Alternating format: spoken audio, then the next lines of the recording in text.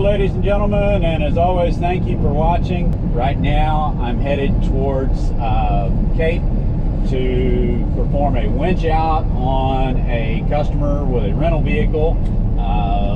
Do not know the exact situation. They're off the road and have an F-150 pickup truck stuck in the mud.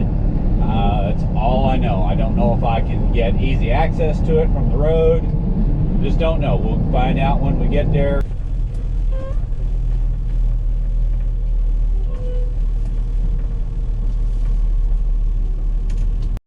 Okay, let's go take a look. Hello.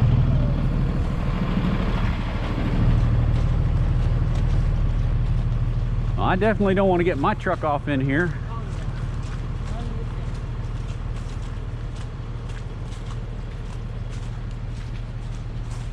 Alrighty. Probably wouldn't have liked that. You got the keys? Yeah, it's in there. Alright, if you'll get that, let me try to figure out a plan here. Think. Okay. Alright, thank you. Think what we're gonna have to do to begin with